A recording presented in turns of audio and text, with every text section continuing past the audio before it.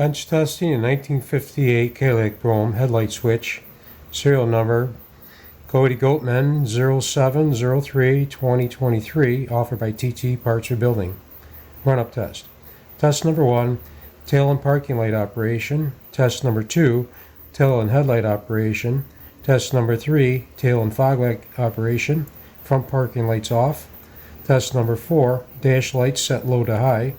Test number 5, circuit breaker test. Test number 6, switch terminals insulated from ground. During this run-up test, we'll be boosting the battery. Right now we're showing 12.64 volts. Now under boost, we have 13.43 volts. Also going to monitor the ambient temperature, which is 82, and double check it with the rheostat temperature. Here we have the fixed meter. Also going to verify it with the digital handheld. And calibrating, we're at 82 with the handheld and 82 with the fixed. Test number 1, tail and parking light operation. First position, you have front parking and tail lights.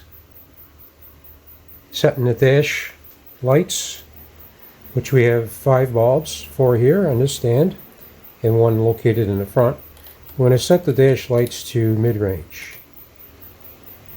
and then monitor the temperature of the rheostat. We see a little bit of increase in temperature throughout the test. And off.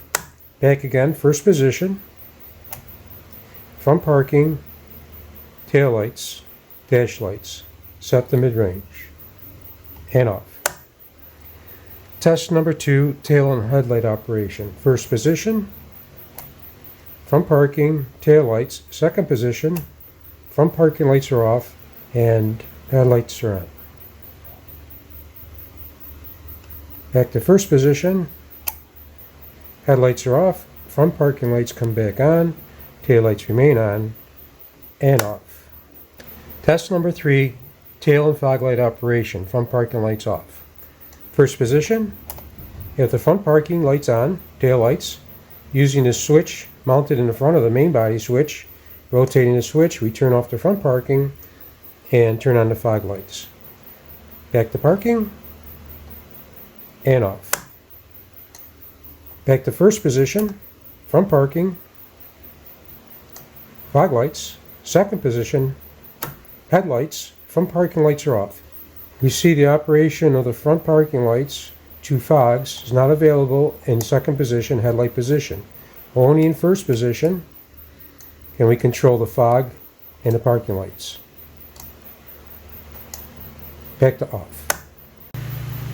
Test number 4, dash lights set low to high. First position, the front parking lights on, tail lights, rotating rheostat to the off position, mid-range, to full bright. Back to mid-range, off, mid-range, and off. Back to first position, full bright, mid-range, second position, headlight position, dash lights off, mid-range, full bright, set to mid-range, and monitor the rheostat temperature. Get about 109, 110. Back to first position.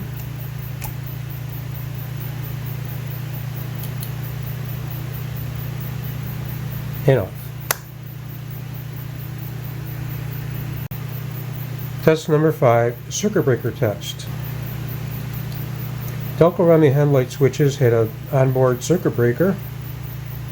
They control the voltage from the battery through the switch and demonstrate the operation in first position. In the event of a wiring problem in the vehicle, the bimetallic contact arm would heat up, expand, and break the circuit from the battery to the switch, protecting the wiring in the vehicle. Second position, headlight position, you see this feature is also available.